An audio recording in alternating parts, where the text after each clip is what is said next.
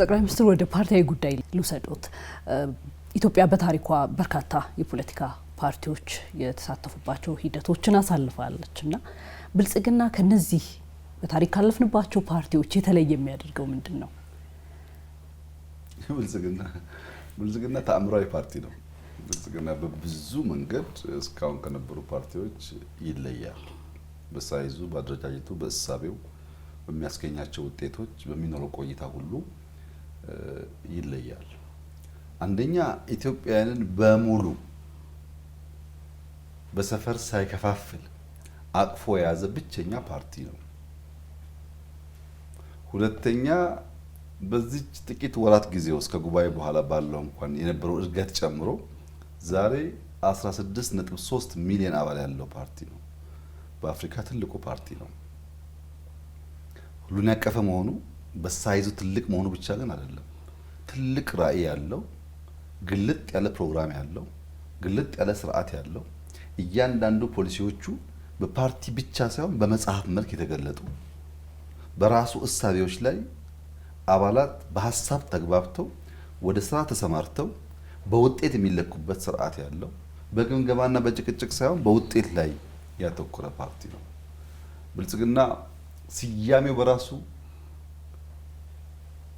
መጤን ይኖርበታል። ኢትዮጵያ ውስጥ የነበረው የፓርቲ ስርዓት ስለ ፓርቲው ተክለሰውነት የሚያወራ ስያሜ እንጂ ስለሚያመጣው ውጤት የሚናገር ፓርቲ አልነበረም። የኢትዮጵያ ሰራተኞች ፓርቲ የማን የሰራተኞች የእንትን ብሔር ፓርቲ የሶሻሊስት ንቅናቄ ፓርቲ አይነት የነበረው ድርጅቶቹም ፓርቲዎቹም ወይ በዘር ወይ በሆነ መንገድ ስለነሱ የሚናገሩ እንጂ ስለሚያመጡት ጉዳይ አይናገሩ። ለምሳሌ የኦሮሞ ድርጅት ፓርቲ፣ የአማራ ድርጅት ፓርቲ፣ የትግራይ ድርጅት ፓርቲ የሚለው ጉዳይ የማን ፓርቲ እንደሆነ ስለራሱ ዲስክራይብ ያደርጋል እንጂ ምን ሊያመጣ እንደሆነ ስያሜው በራሱ አይገልጽም፣ ራዕዩን አያመለክትም። ብልጽግና ግን ግቡን ነው የሚያሳየው። በእያንዳንዱ ቅድም ከትርክት ጋር ያያዝኩልሽ ጉዳይ አለ። ብልጽግና ፓርቲ ብልጽግና የሚያመጣ ብልጽግና ለማምጣት እያልን የምናደርገው የትርክት ግንባታ በራሱ ራዕያችን ስለሚያስታውሰን፣ ግባችን ስለሚያስታውሰን፣ መርህ መልህቃችን ስለሚሆን፣ ግብ መልህቃችን ስለሚሆን አንስትም ማለት ነው። ብዙ ፓርቲዎች እንደዚህ አይነት የስያሜ አጠቃቀም አይከተሉም። በጣም ክፍት ፓርቲ ነው። ከውጭ ሀገር መጥተው የተቀላቀሉ ሰዎች አሉ። ፓስፖርታቸውን ቀይረው የኛ ፓርቲ አባላት የሆኑ ሰዎች አሉ። የተቃዋሚ ፓርቲ የነበሩ ሰዎች የመንግስታችን አካል የሆኑ አሉ። ከተቃዋሚ ፓርቲ አባላችን የሆኑ ሰዎች አሉ። ክፍት ነው ለወጣቱ፣ በተለያየ ዓለም ላሉ ሰዎች ክፍት የሆነ ፓርቲ ነው።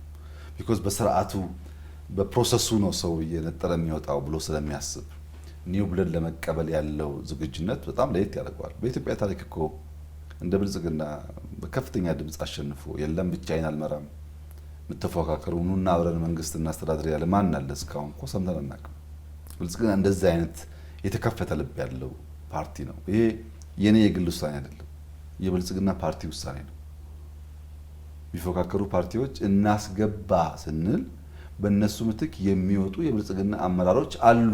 እኔ አልወጣሁም፣ ወጥተው ነው እነሱ ይግቡ ያሉት። የነዛ ጀግና የብልጽግና አመራሮች ውሳኔን ጭምር ነው ይሄ ውጤት፣ የግል ውጤት አይደለም። እና ብልጽግና ኦፕን መሆኑ፣ አቃፊ መሆኑ፣ ኢንክሉሲቭ መሆኑ፣ ከብሔር ጽንፈኝነት የጸዳ መሆኑ፣ ለብሔራዊ ትርክት የሚተጋ መሆኑ፣ የኢትዮጵያን ትልቁን ጥላ፣ የኢትዮጵያን ትልቁን አቅም፣ የኢትዮጵያን ትልቁን መሰባሰብ የሚያምን መሆኑ፣ ዳር የነበሩ ፐሪፌሪ የነበሩ የተረሱትን መሀል ያመጣ መሆኑ፣ ለዲሞክራሲ ቀናይ መሆኑ። ብልጽግና ተፈጥሮ በሚድህበት ዘመን የተደረገው ምርጫ ሌሎች ፓርቲዎች ተፈጥረው በጣም ብዙ ከቆዩ በኋላ ካደረጉት ምርጫ ይሻላል። ለዲሞክራሲ ቀናይነት አለው፣ አቃፊ ነው፣ ብዙ አባላት አሉት፣ ብዙ አስደማሚ ጉልበት ከጀርባው ይዘዋል እና በብዙ መንገድ ብልጽግና ተስፋ የሚጣልበት ለአፍሪካ ምሳሌ የሚሆን የራሱ ሀሳብ ግልጽ ሀሳብ ያፈለቀ በማንም አይዲዮሎጂ ያልታሰረ ከሰዎች የተማረ ግን የራሱን የገነባ ኢንዲጂነስ ያልኩት ቅድም ማለት ነው። ፍልስፍናችን ቀርተን አይደለም ተምረናል፣ ግን ኢንዲጂነስ ቶት ነው ያለን። በሀሳቡ፣ በተግባሩ፣ በአደረጃጀቱ፣ በሳይዙ፣ በራእዩ፣ በመጠሪያውም ጭምር ከብዙዎች ፓርቲዎች የተለየና የሚያጓጓ ፓርቲ ነው። የዚህ ፓርቲ አባል ባለሙያዎች በጣም ነው የማዝነልሽ። መሳቅ ይቻላል፣ ችግር የለውም።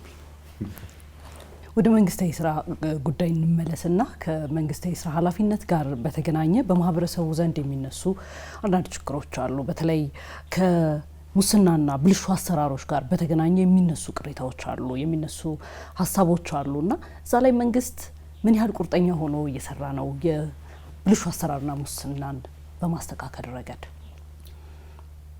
ሌብነት ኢትዮጵያ ውስጥ ልክ እንደ እርዳታው አንዱ ስብራት የምንለው አንዱ የጥፋት መንገድ የምንለው ካልተገራ በቀር ያቀድም ያልኩት ራዕይ ለማሳካት እንቅፋት ነው የምንለው ጉዳይ ነው። ሌብነት በጣም አደገኛ ስብራት ነው። የገንዘብም ሌብነት፣ የጊዜም ሌብነት፣ የማልመጥም ሌብነት በመትጋት ላይ ባለች ሀገር ውስጥ እንቅፋት ነው። ነገር ግን ሌብነት ኢትዮጵያ ውስጥ የመንግስት የሚለው ጉዳይ ቆይቶ የጋራ ባህል እየሆነ መጥቷል። እሴት ሸርሽሯል፣ ሞራል ሸርሽሯል፣ እምነት ሸርሽሯል። እንደሚገባ ነገር ተወስዷል። ሰዎች ሰርቀው ህንፃ ቢገነቡ ጥፋት እንዳጠፉ ሳይሆን እንደበለጡ እንደላቁ የሚያስብ ማህበረሰብ ሰፊ ነው። አንድ ጊዜ ስብሐት ገብረ እግዚአብሔር ምን አለ? የኢትዮጵያ ህዝብ እኮ ይገርማል አለ። ፖሊስ ሌባን እያሯሯጠ ከኋላ ተከታይ ሲሮጥ ደረሰብህ ወደ ቀኝ ወደ ግራ እያለ ሌባ ያስመልጣል አለ። ፖሊሱን አግዞ ሌባውን እንደመያዝ ፖሊሱ ሌባውን ደርሶ እንዳይዘው አስመላጭ ነው። ዛሬ ታክሲ ውስጥ እዚህ ከተማ ታክሲው ትርፍ ጭኖ ቢሄድ ትራፊክ በሩቅ ሲያይ ተሳፋሪ ምን ያደርጋል? አጎንብሶ የሌብነት ተባባሪ ሆኖ የህገወጥነት ተባባሪ ሆኖ የታክሲ ሹፌሩ ያን ህገወጥ ተግባሩን እንዲቀጥልበት ያደርገዋል። ትርፍ ቢያስከፍል ትራፊክ ቢይዝ ትርፍ ከፍያለሁ የሚል ሰው አለ እንዴ? አልከፈልንም እኮ ነው የሚለው። ሰራቂው ብቻ ሳይሆን የሚሰረቀው የሚተባበርበት ባህል ተገንብቷል። አለመስረቅ ተገቢ አይደለም የሚል እሳቤ በግለሰብ አለማሰብ ብቻ ሳይሆን ማህበረሰቡም እየተቀበለው መጥቷል። እንደዚህ አይነት ስር የሰደደ ስብራት በንግግር በፖሊሲ ብቻ የምንቀርፈው ጉዳይ አይደለም፣ ስር ሰዷል። እኛ በሶስት ምዕራፍ ነው የከፈልነው ይህንን ጉዳይ። በኮሚቴ በጥናት በጸረ ሙስና በምናምን ሞክረናል። ብዙ አስረናል፣ ብዙ አባረናል፣ ብዙ ቀይረናል። ሰዎች ግን አንዱ ይቀየራል፣ አንዱ ይመጣል። ባህሉ እስካልተቀየረ ድረስ የሚሸረሸር ነው አላየነው እና በሶስት ከፈል ነው። የመጀመሪያው ምዕራፍ መንግስታዊ ሌብነት፣ ተቋማዊ ሌብነትን ማስቆም ነው። ይሄ መንግስታዊ ሌብነት የለም ቀንሷል፣ ጠፍቷል ሲባል ብዙ ግራ የሚገባቸው ሰዎች አሉ። አሁንም በእርግጠኝነት የምናገረው ኢትዮጵያ ውስጥ መንግስታዊ ሌብነት የለም። ምን ማለት ነው? አንድ ኩባንያ አሁን ፈጥሬ የብልጽግና ኩባንያ እየፈጥሬ ምንም እንዳልነበረው ታሪክ እንዳልነበረው እየታወቀ ኮንትራት ስጡት፣ ብድር ስጡት፣ ፕሮጀክት ስጡት ብዬ በአንድ አመት ቢሊዮነር የማደርገው ኩባንያ የለኝም።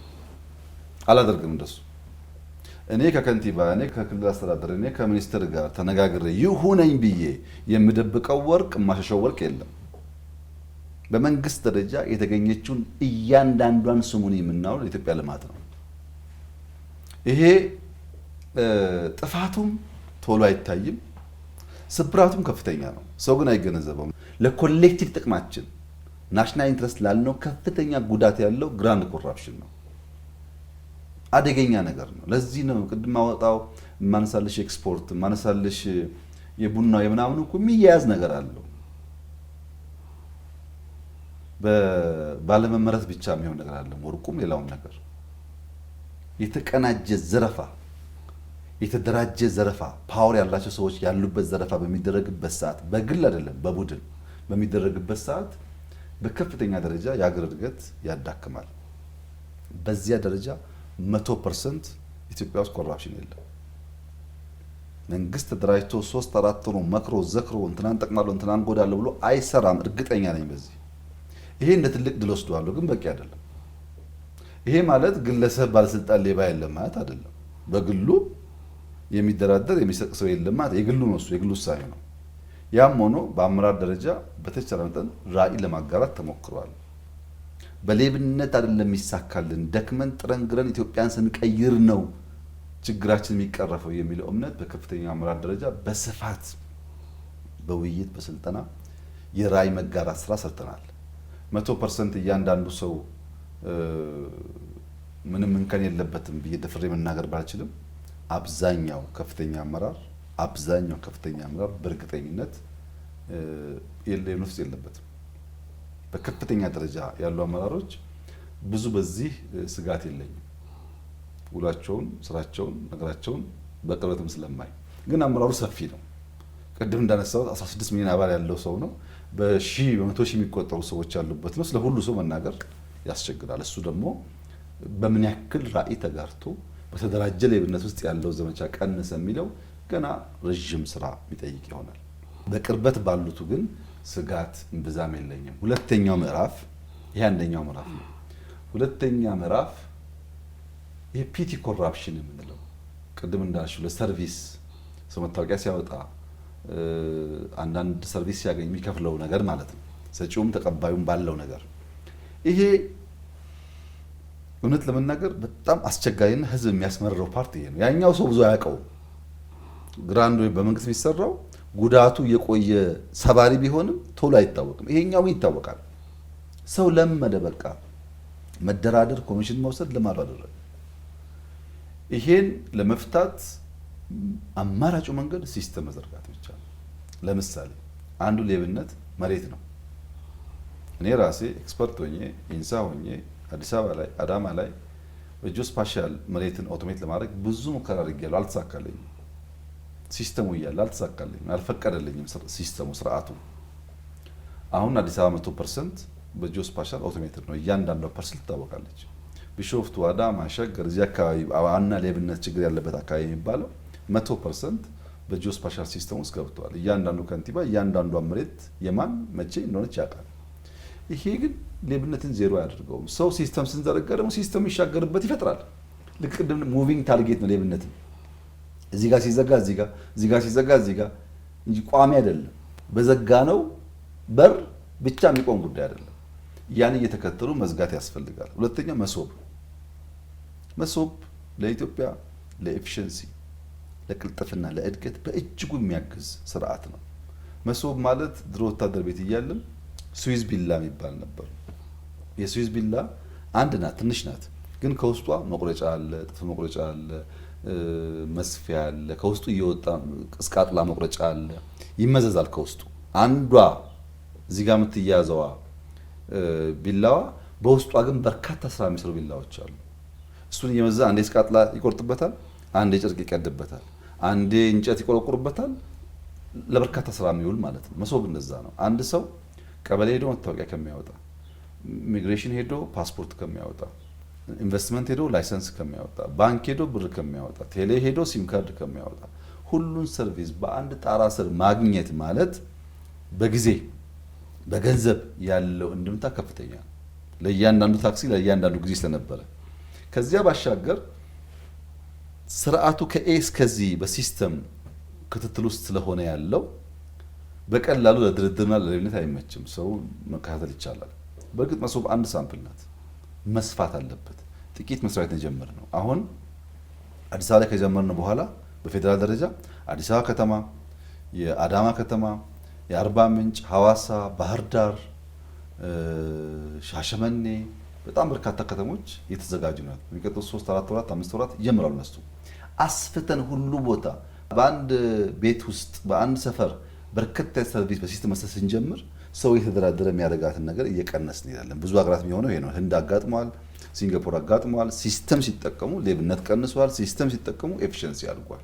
ለዛ ደግሞ ሲስተም መዘርጋት ብቻ ነው መፍትሄው። ሰው አይቀመስ፣ ሰው አስቸጋሪ ነገር ስለሆነ በሲስተም ነው የምንፈታው። አንድ ሶስተኛው ምዕራፍ ግን ሌብነት የሚጠየፍ ባህል መገንባት ነው።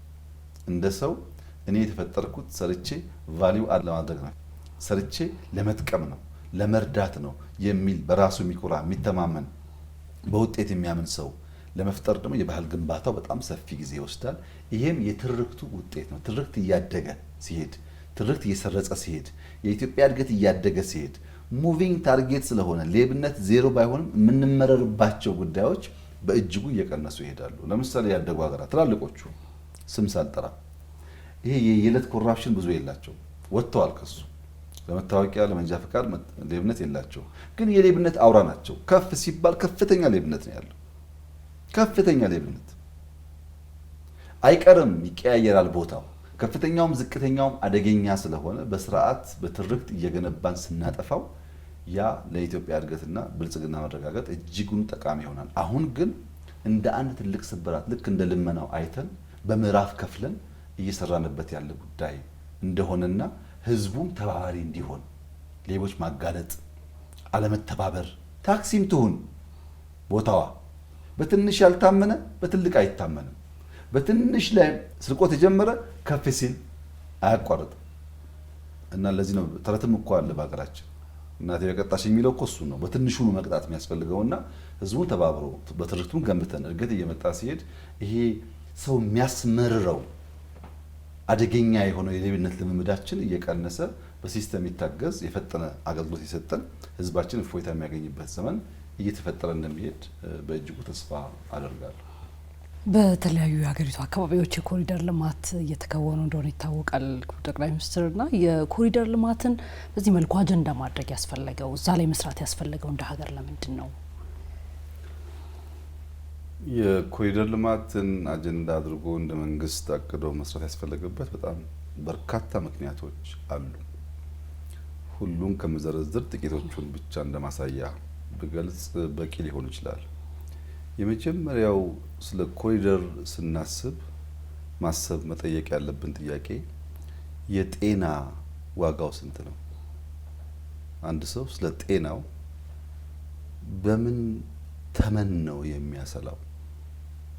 ከተማ ውስጥ በእግር መሄድ የማይቻልበት ትንሽዬ ጉድጓድ ካለ፣ ውሃ ካለ፣ ወንዝ ካለ የቆሸሸ የሸተተበት ትንሽዬ ከዘነበ የዝናቡ ሪስፖንስ ከተማውን በሙሉ በሽተኛ የሚያደርግበት ሁኔታ ባለበት ከተማ ውስጥ እንዴት ነው ሰው ጤናውን በጸዳ ቦታ በንጽህና ቦታ መዋል ማደርን ልጆቹ ማደጋቸውን በምን ግምት ነው የሚያሰላው? ኢኮኖሚ ጥቅሙ እንደተጠበቀ ሆኖ ሰው ካልጸዳ፣ ጥርሱ ካልጸዳ፣ ሰውነቱ ካልጸዳ፣ ጸጉሩ ካልተበጠረ በቀር እንዲህ በጋራ በሚሰሩ ስራዎች ውስጥ ይረብሻል። ለራሱም ጤና ለወንድምና እህቶቹም ኮምፈርት ሲባል ሰው መጽዳት አለበት። ከተማም እንደሱ ነው። ኮሌክቲቭሊ ቆሽሸን የሚቆሽሽ ከባቢ ውስጥ የምንኖር ከሆነ ጤናችን አደጋ ውስጥ ነው ያለው። ይሄን እንዴት ነው የምናየው ነው አንዱ ጥያቄ። ሁለተኛ በበርካታ ጥናቶች መሰረት እስከ 2050 ድረስ የከተማ ነዋሪ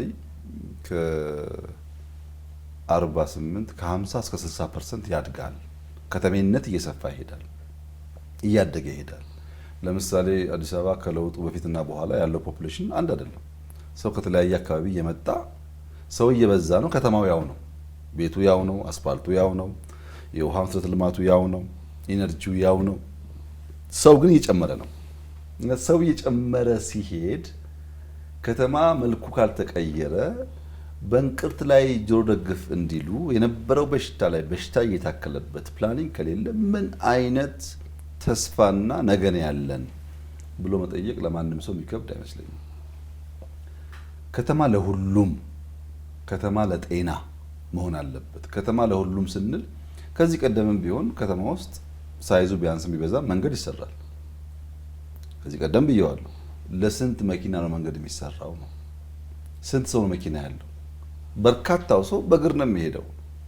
እግረኛ መንገድ ስለማይሰራለት መኪና ጋር ይጋፋል፣ ዘን አደጋ ያጋጥማል፣ ሰው ይሞታል። ከተማ ለሁሉም መሆን አለበት፣ ለባለ መኪናውም፣ ለባለ እግረኛውም፣ ለባለ ሳይክሉም።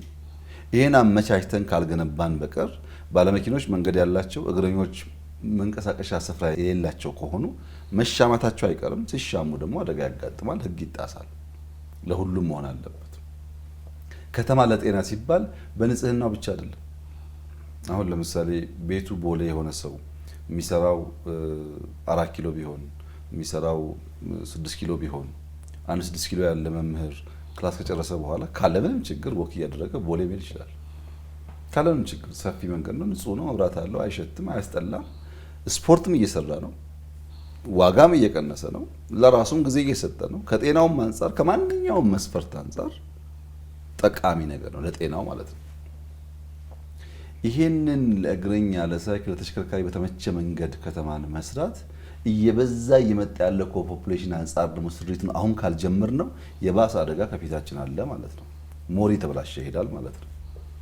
እንግዲህ ሁላችንም ውጭ ሀገር ስንሄድ የማይቀና ሰው የለም። መቼ ነው ኢትዮጵያ እንደዚህ ሆና የማይል ሰው ብዙ ያለ አይመስለኝም። እኔ የዛሬ 20 ዓመት ገደማ ሻንጋይ ሄጄ ነበር። ሻንጋይ የሄድኩበት ጊዜ ሻንጋይን ያየሁበት እይታ ተስፋ አስቆራጭ ነበረው። ከህንፃው ብዛት፣ ከከተማው ስፋት፣ ከመንገዱ ብዛት መቼ ነው ሀገሬ እንደዚህ አይነት መልክ የምትይዘው ይቻላልስ ወይ ብዬ እንድሰጋ ነበር ያደረገኝ።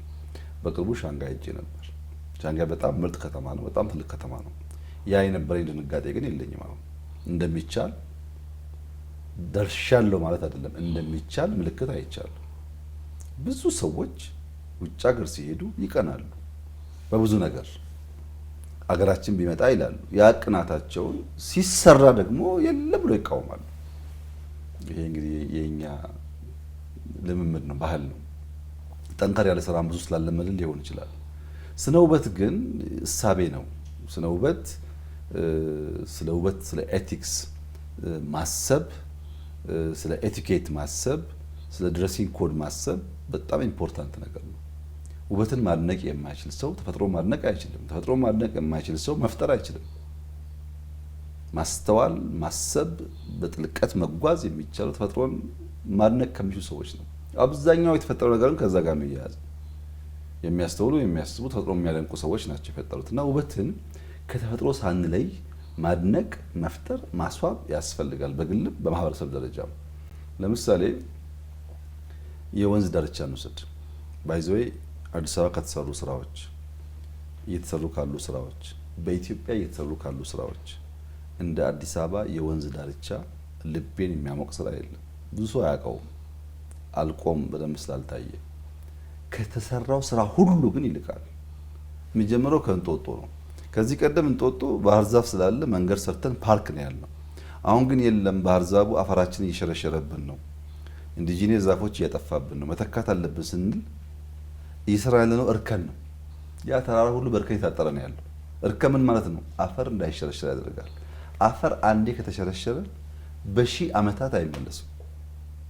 ስለ ትውልድ እያሰብን ትውልድ የሚበላበትን አፈር ካልጠበቅን በምን ይበላል ሰው? ተሸርሽሮ ይሄዳል። አፈር አላቂ ሀብት ነው፣ ቋሚ ሀብት አይደለም። መጠበቅ አለበት። ወርቅ ብቻ ለሚጠበቀው አፈር መጠበቅ አለበት። እና እርከን የምንሰራው ባህር ዛፍ ቆርጠን ኢንዲጂነስ ዛፍ የምንተክለው አፈራችን ይጠበቅ፣ ውበቱ እንዲጨምር፣ ጫካው ሞርዴንስ እንዲሆን። ዛሬ ነው ወይ? አይደለም። አሁንማ ተቆራርጧል። እንጦጦ ሲታይ አያምርም። 3 ዓመት በኋላ ተመልሰሽ ተመልከችው። ጉለሌ ፓርክ ያለው ውበት እንጦጦ ይደገማል። ጉለሌ ፓርክ እኮ አምሯል በጣም ሰው አይገባበትም እንጂ እንጦጦ ይደገማል።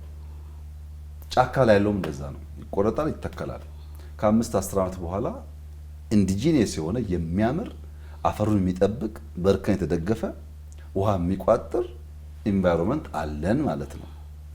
ከእንጦጦ ይነሳና እስከ ፒኮክ 20 ምናምን ኪሎ ሜትር ውስጥ ለውስጥ ለባይክ ለመንገድ የሚሰራው የሽታ ማስወገጃው የድሬኔጅ የተሰራው ስራ፣ መንገዱ፣ የሚተከለው ዛፍ እውነት ለመናገር በጣም በጣም በጣም ሰፊ ስራ ነው።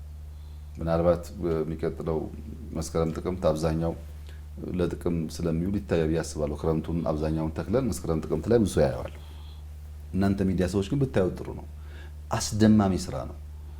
አፈር እንታደጋለን፣ ወንዙን ከሽታ እንታደጋለን፣ ዛፍ እንተክላለን፣ ሰው እንዲንቀሳቀስበት እናደርጋለን። እዚያ አካባቢ ፕሮፐርቲ ያላቸው ፎቅ የሰሩ ሰዎች ዛሬ ዋጋው 10 ከሆነ ጥርጥር የለውም 100 ይደርስላቸዋል። ምንም ጥርጥር የለውም የፕሮፐርቲ ቫልዩ ያድጋል፣ ውብ ስለሆነ በየትኛውም መስፈርት።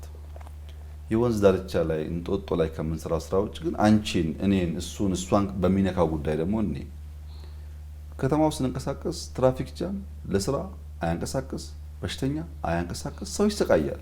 ትራንስፖርት ችግር ነው። ከችግሮች ውስጥ አንዱ ትራፊክ ጃም ነው። ሲኤምሲ ዘመድ የለሽም። ሲኤምሲ የዛሬ 6 ወር የዛሬ ዓመት ያለው ትራፊክ ጃም ችግርና ዛሬ አንድ ነው። የዛሬ ዓመት እኮ ከሲኤምሲ ሰዎች ጠዋት ስራ ለመግባት 1 ሰዓት መንገድ ላይ ቆሙ ነበር። ከዚያም በላይ አልጠፋም፣ ቀንሷል። ቢያንስ 30 ደቂቃ ቀንሷል። አሁንም አማራጭ መንገድ አበራክተን ያንን እንዴት መቀነስ አለብን? ለምን ከቤት ተነስቶ መንገድ ላይ የሚቆመው ሰውዬ ነዳጅ እየበላ ነው፣ ጊዜ እየበላ ነው። በዚያ ውስጥ ደግሞ አላስፈላጊ ስልኮች እያወራ ነው። ሀብት ነው የሚወድመው። ፈጥኖ ቢደርስ ቢሮ በጊዜ ቢሰራ፣ በጊዜ ሁለተኛ ስራ ቢሰራ፣ አንድ ስራ ስለማይበቃ 2 ስራ ቢሰራ ፕሮዳክቲቪቲ እያደገ ይሄዳል። በእኔ እምነት አማራጭ መንገድ በቪአይፒ መንገድ በጎሮ የሚወጣ እየሰራን ስለሆነ ሙሉ ሲጠናቀቅ ህግ ማውጣት አለብን። ጠዋት ጠዋት ከ12 ሰዓት ጀምሮ እስከ 2 ሰዓት ከሲኤምሲ አቅጣጫ የሚመጡ መኪናዎች ሁለቱንም መንገድ አንደኛውን ሳይሆን ሁለቱም መጠቀም አለባቸው። ቢኮዝ 95% ከዛ መኪና ይመጣ የሚሄዱ አሉ። ለነሱ አማራጭ ካበጀንላቸው ከ12 ሰዓት እስከ 2 ሰዓት ከፈቀድን በ15 ደቂቃ በ20 ደቂቃ የምናየው መኪና ጸጥ ይላል ማለት ነው።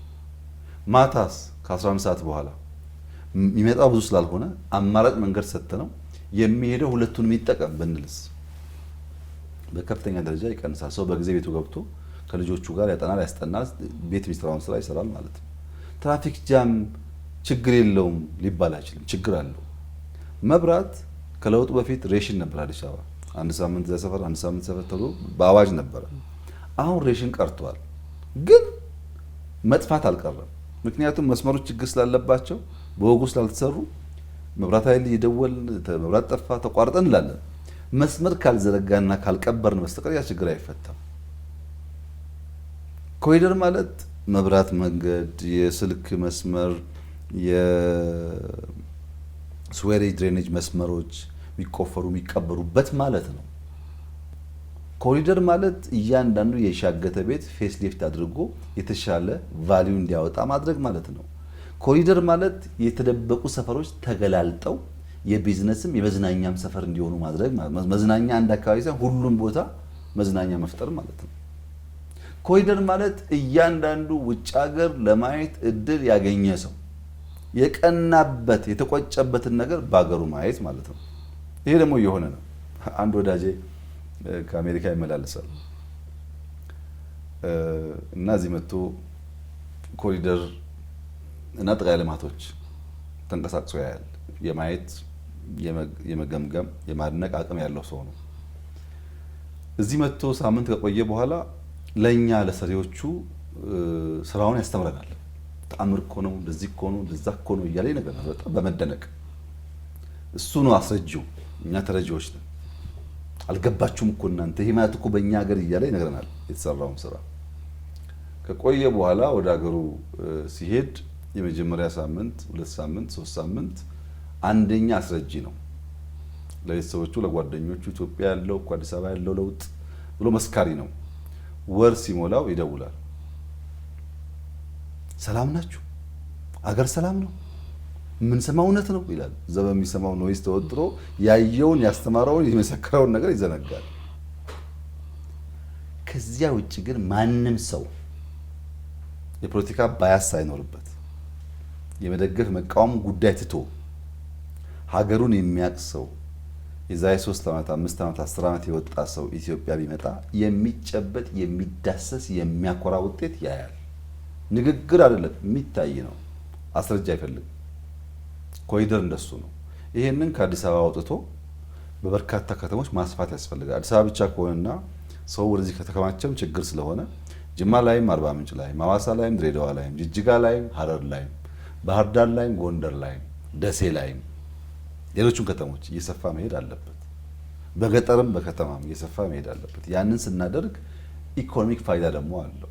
ቱሪዝም በ2023 የሰሜን አሜሪካ ሀገራት ከቱሪዝም መስክ ሴክተር 2.7 ትሪሊየን ዶላር አግኝተዋል። 2.7 ትሪሊየን ዶላር የሰሜን አሜሪካ ሀገራት። የሩቅ ምስራቅ ሀገራት ግን 2.5 ትሪሊየን አግኝተዋል። አውሮፓ ሀገራት ወደ 2.4 ትሪሊየን አግኝተዋል። አውሮፓ 2.4 ትሪሊየን አግኝቶ ሩቅ ምስራቅ 2.5 አግኝቶ አሜሪካ 2.7 አግኝቶ የነዚህ ሶስቱን ስንደምር በጣም በጣም ትልቅ ሀብት በዛ ሴክተር እንዳለ ያሳያል። አፍሪካ ሲመጣ ግን 192 ቢሊዮን ገደማ ነው ለቱሪስት የመጣው። አፍሪካ በሳይዙ ከአውሮፓ ስለሚያንስ ነው ወይ ከአሜሪካ ስለሚያንስ ነው ወይ በታሪኩ ስለሚያንስ ነው የሚታይ ቦታ ስለሌለው ነው? አይደለም። ሎጂስቲክስ የለም፣ ትራንስፖርት የለም፣ ሆቴል የለም፣ ሰርቪስ የለም፣ በትክክል የሰራ ነው የሚሸጥ ሰው የለም። በዚያ ምክንያት ሀብት እያጣን ነው። አዲስ አበባን ሰርተን እኮ እኛ 50 60 70 ኢንተርናሽናል ኮንፈረንስ አዘጋጀን ዘንድሮ። ይሄ አዲስ አበባ የጎረፈው ኮንፈረንስ በ2-3 ዓመት ጊዜ ውስጥ ይወጣል ከከተማ። ቢሾፍቱ ላይ፣ ጅማ ላይ፣ ባህር ዳር ላይ ይሄዳል ኮንፈረንስ፣ ጥርጥር የለውም። እነሱም ያምራሉ። በዚያ ውስጥ ስራ ይፈጠራል፣ በዚያ ውስጥ ሀብት ይመጣል፣ በዚያ ውስጥ እውቀት ይሸጋገራል፣ በዚያ ውስጥ ኢንተርናሽናል ሰዎች ጋር መገናኘት እየሰፋ ይሄዳል እና ኢኮኖሚክ ጥቅም አለው፣ የጤና ጥቅም አለው፣ ለሚመለከቱን ሰዎች የእኛን ልክ የማሳየት አቅም አለው። መቆሸሽን ባህል አድርገን አለመስራትን ባህል አድርገን የሚጸዳ ነገር ሲመጣም ተቃውሞን ተጠይፈን አይሆንም። አሁን ኮሪደር ቅድሚያ ይሰጠዋል ወይ ይላል። ምን ቅድሚያ ይሰጣል? ከመቆሸሽ በላይ ከጤና በላይ ተንቀሳቅሶ ውሎ ከመግባት በላይ ይሄ ሰው ያለው ጅቡቲ ኬንያ ሊሆን ይችላል። ግን ሲኤምሲ ያለች እናት ልጇ ታሞ ሆስፒታል ለማድረስ 1 ሰዓት መንገድ ላይ የምትቆም ከሆነና ልጇ አደጋ ላይ የሚወድቅ ከሆነ የምታውቀው እሷ ናት። እሷ ያውቀውም ችግሩ። ትራፊክ ካልቀነስን፣ የሚጠፋ የሚበራውን መብራት ካልቀነስን፣ አንድ ሰው ቤቱ መብራት አለ ብሎ ኢንተርኔት አለ ብሎ እቅድ አቅዶ ሰርግ ሰርጎ ተዘጋጅቶ ሰው ጠርቶ መብራት እልም ብሎበት ያበላሽበታል ፕሮግራም። መብራት ኃይልም ልኳል ኢነርጂውን በመስመር ምክንያት። ይሄንን ካልፈታን ታዲያ ምን እንፈታለን? አዲስ አበባን መቀየር የሚያስችል ስራ ከሰራን ሌሎች ከተሞች ይቀየራሉ። ከተቀየሩ ከተሞች ደግሞ የኢትዮጵያ ልምድ ለአፍሪካ ይተርፋል። አፍሪካ ከተማ ላይ ደካማ ናት። ይህን የሚቀይር ታሪክ ይፈጠራል እና የኮሪደር ልማት ያልነው የእያንዳንዱን ሰው ቤት መንካት አለብን ነው። ከተማ ብቻ አይደለም፣ ገጠር የእያንዳንዱን ጎረቤት መንካት አለብን። የእያንዳንዱን ሰፈር መንካት አለብን። ሁሉም በልኩ በጸዳ ከባቢ መኖር አለበት። ይሄን ነው እንግዲህ አዲስ አበባ የገለጥ ነው። ፒያሳ ላይ ግራ ተጋብተን ሊሆን ይችላል። ካሳንቺስን ስናይስ ግራ እንጋባለን። ማንም ሰው ካሳንቺስ ተወልዶ ያደገ አሁን ያለውን ነገር ቢያይ ይኮራ እንደሆን እንጂ የሚያፍርበት ነገር የለም። ሰፈሬ ለማለት የሚያኮራ ሆኗል። ኮሪደር እንደሱ ነውና ተጠናክሮ መቀጠል አለበት። ያም ሆኖ ግን አዲስ አበባ ብዙ ሀገራት፣ የፌዴራል ሀገራት፣ ስቴት ያላቸው ሀገራት፣ ክልሎች ብድር ከፍተኛ ብድር አለባቸው። የሚታወቅ እውነት ነው። አዲስ አበባ የኮሪደር ስራ ለመስራት 1 ብር ከፌዴራል መንግስት አልተበደረም። የታገዘባቸው ኤሪያስ ይኖራሉ፣ ግን 1 ብር አልተበደረም። 100% በራሱ ኢንካም ነው ይሄንን ስራ የሰራው። ባለፉት 20 ዓመታት በራሱ ኢንካም አዲስ አበባ ይሄን ሰርቶ ቢሆን ኖሮ ምን አይነት ከተማ ይኖረን ነበር? በዚህም ይሁን በዚያ ወጪ መውጣቱ አይቀርም መቼም። ኮሪደርም ባይሰራ በሆነ መንገድ ይጠፋል ገንዘቡ። አሁን ከተማችን እየገነባንበት ያለነው ሀብት ከውጭ ተበድረን እንኳን ቢሆን ከፌዴራል ተበድሮ እንኳን ቢሆን አዲስ አበባ የሚያዋጣ ነገር ነው። ነገር ግን ምንም አይነት ብድር ሳንበደር ገንዘባችንን ጊዜያችንን አጣጥመን በኤሪያ ከፍለን ከተማችንን መቀየራችን ለሁላችን ደስታ ነው መሆን ያለበት። በዚያ ውስጥ የተገኘው እውቀት፣ የተገኘው ልምድ፣ የተገኘው ስራ፣ ስንት ኮንትራክተር ስንት ወጣት ስራ እንዳገኘ ደግሞ ቤት ይመስክረው ማለት ነው። እና ይህ ስራ በጣም በጣም ጠቃሚ ነው። ውጤት እያየንበት ነው። ዓለም እየመሰከረ ያለው ጉዳይ ነው። ብዙ የሚያከራክራል የሚታይ ነገር ስለሆነ ይህንን ግራ ቀኝ ሳንል ተባብረን አስፍተን ሀገራችንን ማስዋብ አለብን። ውብ ሀገር ነው ያለችን። የኛ የእጅ ስራ ሲጎል ትቆሽሻለች። የኛ የእጅ ስራ ሲታከል ግን የተሰጠን ውብ ነገር እኛም የምንጠቀምበት ዓለምም የሚያደንቀው አድርገን መስራት እንችላለን። በዚህ ሐሳቤ ስነ ውበት ገብቶን ከተማ ገብቶን አብሮ ሰው ሲኖር ያለው ጥቅም እንደተጠበቀው ነው። ጉዳትም ገብቶን በእቅድ በዲዛይን በእውቀት የሚሰራ ሲሆን ደግሞ ኑሮን ኢዚ ያደርገዋል፣ ያቀለዋል፣ ያመቻቸዋል ማለት ነው። በዚያ መንገድ ነው ኮሪደርን የምናየው። በጣም በጣም ጠቃሚ ስራ ነው ኮሪደር። መልካም ክቡር ጠቅላይ ሚኒስትር፣ ወደ ሰላምና ጸጥታ ጉዳይ ጋር የተገናኘ ጥያቄ እስኪ ልሰንዝርለው። በተለያዩ የሀገሪቱ አንዳንድ አካባቢዎች ላይ የሚታዩ ግጭቶች አሉ። እነዚህ ግጭቶች መንስኤያቸው ምንድነው ይላሉ። ከዛ ባሻገር መንግስት እነዚህን ግጭቶች በሰላም እንዲቋጩ በማድረግ ረገድ ምን ያህል ቁርጠኛ ነው? ኢትዮጵያ ውስጥ ያሉ ግጭቶች በኃይል ፍላጎትን የማሳካት ዝንባሌዎች ፕራይመሪሊ መንስኤ ተብሎ የሚወሰዱት የንቅል ልሂቃን የስልጣን ሽኩቻና ስሁት ትርክት ነው።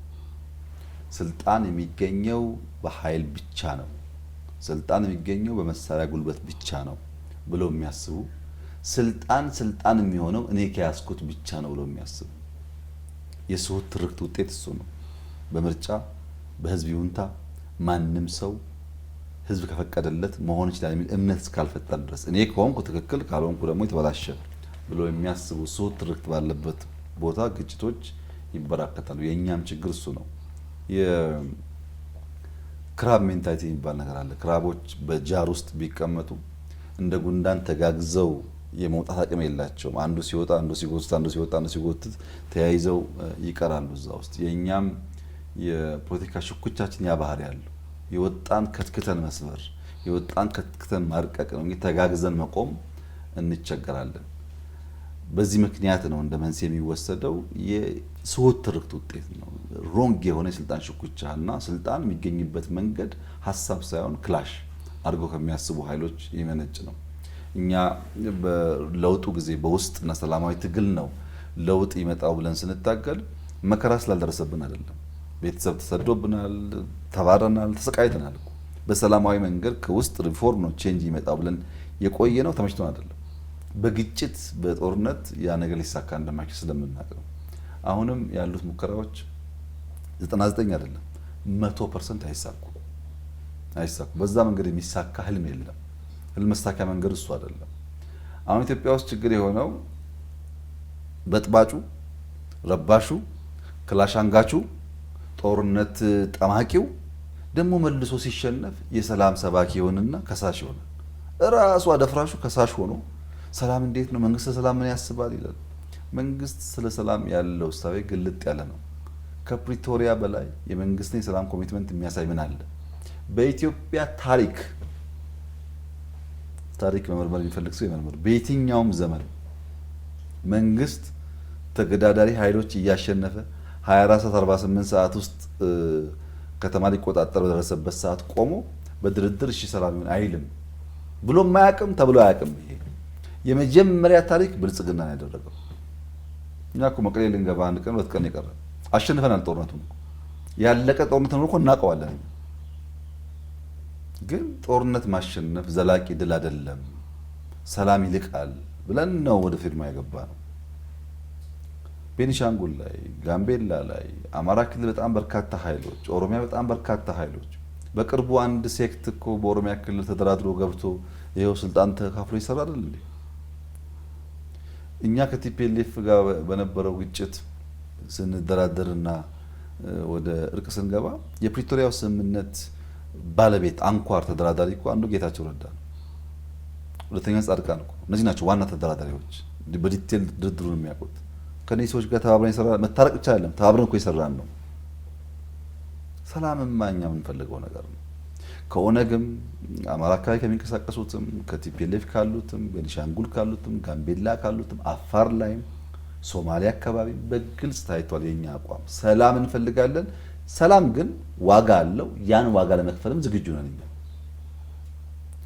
አደፍራሹ ራሱ መልሶ ደግሞ የሰላም ባለቤት ሆኖ ሲመጣ እሱ የትርክት ስሁትነትን ያስከትላል። በንግግር በውይይት ችግር መፍታት የኢትዮጵያ ባህል አይደለም። በመዝመት ነው፣ በመውጋት ነው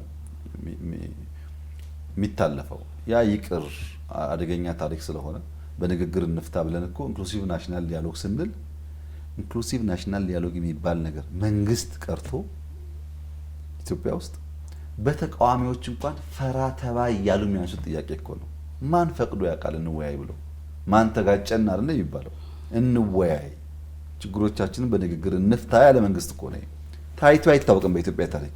ችግር አለብንና እንወያይ፣ እንምከር፣ መክረንስ እናስተካክል የለም።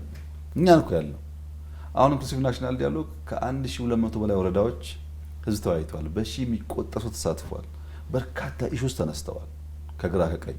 በእርግጥ የሚነሳው ጥያቄ ሁሉ ትክክል ማለት አይደለም። አንዳንዱ ከራሱ ወረዳ ከራሱ ሰፈር ተነስቶ የሚያነሳው ጥያቄ አለ። ያ ደግሞ እንዴት በሀገር ደረጃ ከናሽናል ኢንትረስት ጋር ተሳስሮ ይተገብራል የሚለው ሌላ ውይይት ይፈልጋል። ግን ሰዎች ስሜቶቻቸውን፣ ጥያቄዎቻቸውን፣ ቁርሾቻቸውን፣ ፍላጎቶቻቸውን ሳይፈሩ ሳይሰጉ በነፃነት የሚገልጹበት መድረክ ተፈጥሯል። ይሄ ትልቅ እመርታ ነው። አልነበረም። ይሄ ውይይት ለምን ገነባው የሰላም መንገድ ከፍተኛ አስተዋጽኦ ነው የሚኖር ተስፋ አደርጋለሁ። የሁሉ ነገር መቋጫ ሊሆን አይችልም። ተወያየንና ሁሉ ተፈታነት አይደለም፣ ግን ከፍተኛ ሚና ይኖረዋል እና በእኛ በኩል መንስኤው ሮንግ የሆነ እሳቤ ነው። ስልጣን ሀሳብን ሽጦ በህዝብ ሲገዛ ብቻ ነው የሚገኘው። ከዚህ ውጭ ያሉ ወንድሞቻችን ጊዜ ባያባክኑ ጥሩ ነው። ድካም ስለሆነ ቶሎ ሰብሰብ ብሎ ይቅርታ ጠይቆ ተስማምቶ ፓርቲ ሆኖ ሀሳብ ሽጦ በሆነ ደረጃ አሸንፎ ተስማምቶ አብሮ መቀጠል ይቻላል። ኦነጎች መጥተው ከኛ ጋር ከሰሩ ከተለያየ ክልል ሲጋጩ የነበሩ ከኛ ጋር ከሰሩ የቀሩትም ከዛ ውጭ የሚያደርጋቸውን ምክንያት አይኖርም። ከዚያ ውጭ ያለው እሳቤና ፍላጎት ግን ዝም ብሎ ባዶ ምኞት ነው። ባዶ ምኞት ደግሞ የሚጮህ ድምፅ ሊሰማ ይችላል፣ ግን ውጤት አይመጣም። አሁን አይሳካም በዚህ መንገድ ብዬ የማስበው ዝም ብዬ አይደለም፣ ድምፅ ጩኸት ስለሌለ አይደለም። ባዶ ገረወይና ባዶ በርሜል ሲነኩት በጣም ነው የሚጮኸው። ውሃ ያለው እህል ያለው በርሜል ቢደበደብ ያለው ድምፅና ባዶ ገረወይና ሲደበደብ ያለው ድምፅ እኩል አይደለም። ውስጡ ባዶ የሆነ ውስጡ የቀለለ ብዙ ሊጮህ ይችላል፣ ድምፀቱ ሊሰማ ይችላል፣ ግን ውስጡ ባዶ ነው። በደንብ ያልጮኸ ሁሉ ደግሞ ስላልተሰማ ምንም ማለት አይደለም፣ በውስጡ የተሸከመው ነገር አለና በጩኸት በእንደዚህ አይነት መንገድ የሚሳካ ነገር ያለ አይመስለኝም። በእኔ ዘመን ሳይሆን ከኔ ዘመን በኋላ የሚሳካ አይመስለኝም። የሚያዋጣው በሰላም በውይይት በምክክር በሀሳብ ብልጫ ፍላጎቱን የተገበሩ መሄድ ነው የሚሻለው። ኢትዮጵያን ወደዛ መምጣት አለብን። በእርግጥ ይሄ ነገር ከጊዜ ወደ ጊዜ በጣም እየቀነሰ ነው ያለው። ወሬው ነው የገነነ ስፍራ ያለው እንጂ በአክቹዋል ፕሮብለሙ ያን ያክል ከዚህ ቀደም ከነበረው ጋር የሚወዳደር አይደለም። ያም ሆኖ ግን ዜሮ መሆን አለበት። እኛ እርስ በርስ የሚያገዳድል ምክንያት የለም። ዲሞክራሲያዊ ሀገር ነው። ራስን በራስ ማስተዳደር ይቻላል። ማንም መግዛት አይችልም። አሁን ቅዠት ነው እሱ። ኢምፓወር አድርገን ሁሉን ሰው አንተ አንደኛ አንተ ሁለተኛ ሳንል ኢትዮጵያዊ መሆን አምነን እኩል ዜጋ መሆን አምነን አስተባብረን ለመስራት የተሻለ ሀሳብ ካለን መድረኩ ግልጽ ነው። ሀሳብ ኖሮን እንኳን በአንደኛው ዓመት በሙሉ ባይሳካልን አቅፎ ለመስራት የሚችል መንግስት ነው ያለው። ተሸንፋልና ወግዳ አይልም፣ ተሸንፋልና አብረን እንስራ ነው የሚለው እና በዚያ መንገድ ቢታሰብ ጥሩ ይመስለኛል። የሰብአዊ መብትስ ጉዳይ የዜጎችን የሰብአዊ መብት በመጠበቅ ረገድ መንግስት ላይ የሚሰነዘሩ ትችቶች አሉ። ስለዚህ ይህንን ስራ በተለይ የዜጎች ሰብአዊ መብታቸው የተከበረ እንዲሆን በማድረግ ረገድ መንግስት ምን እየሰራ ነው ያለው? ለሰብአዊ መብት መንግስት ከፍተኛ ኮሚትመንት አለው። ምንም አለ የሚባል ጉዳይ አይደለም። ኢትዮጵያ ውስጥ ያለው ትልቁ ችግር ነፃነትን የማስተዳደር አቅም ውስን መሆኑ ነው። ነፃነትን ማስተዳደር ፈተና ሆኗል። እኛ የሰብአዊ መብት ድንጋጌዎች ተፈትሸው በተቋም አቅም ተገንብተው ሁላችን አውቀን እንድንገነባቸው ብዙ ርቀት ሄደናል። ለምሳሌ ከንጉሱ ጊዜ በኋላ ትልቁ የህግ ማዕቀፍ ማሻሻያ የተካሄደው በለውጡ ነው። የሌጋል ኮዲፊኬሽን የተደረገው በእኛ ዘመን ነው። በርካታ ህጎች ሳይቀየሩ ቆይተዋል። እሱን ሰርተናል። በነፃነት የሚሰሩ ተቋማት ገንብተናል። የኢትዮጵያ ሂውማን ራይት ኮሚሽን በተዛባ መንገድም ቢሆን ላለፉት 3-4 ዓመታት የኢትዮጵያ መንግስት ላይ እዚችው አካባቢ ተቀምጦ ሲያወጣ የነበረው ሪፖርት እያደመጠ ዝም የሚል መንግስት መፍጠር መቻላችን እኮ ትልቅ መርታ ነው። አልነበረም፣ አይደፈርም። እንኳን ውሸት፣ እንኳን ቅጥፈት፣ እንኳን ያልተስተካከለ ዳታ የተስተካከለስ ቢሆን መንግስት ሳያውቀው መንግስትን መክሰስ እኮ አይቻልም። ያን ያደረግንበት ምክንያት ጠፍቶን ሳይሆን ያኛውም እናውቀዋለን፣ ኖረንበታል። ጠፍቶን ሳይሆን ተቋም ለመገንባት መከፈል የሚገባው ዋጋ አካል አድርገን ስላሰብን ነፃ ሆነው ይስሩ። እኛ ነፃ የሆኑ ስንላቸው ሌሎች የጠለፏቸው ቢሆንም ማለት ነው። ነፃነትን ማስተዳደር ፈተና ቢሆንም ተቋማት መገንባት አለባቸው የሚል እምነት ስላለን ነው። በወንጀል የሚሳተፉ ሰዎች በተለይ ፖለቲከኛ ነን፣ አክቲቪስት ነን እንደዚህ ነው የሚሉ ሰዎች በወንጀል ላይ ተሳትፈው በህግ አግባብ ሲጠየቁ ደግሞ የሰብአዊ መብት ጥያቄ የሚያነሱበትም አጋጣሚ ታይቷል። እሱ ስህተት ነው። ኢትዮጵያ ውስጥ ሀሳቡን ስለገለጸ የሚታሰር ሰው የለም። ብዙ እኮ የሚሳደቡ ሰዎች አሉ በየሜዳው፣ በዛ የሚታሰር ሰው የለም። ሰው የሚታሰረው እቅድ አውጥቶ ተደራጅቶ ፋይናንስ ፈልጎ ተንቀሳቅሶ 4 ኪሎ በኃይል ገባለው ሲል ከህገ መንግስት ከህግ ውጭ ስለሆነ ይጠየቃል። እሱ ጋዜጠኛ ይሁን አክቲቪስት ይሁን ፕሮፌሰር ይሁን ህግ አክብሮ እስካልተንቀሳቀሰ ይጠየቃል።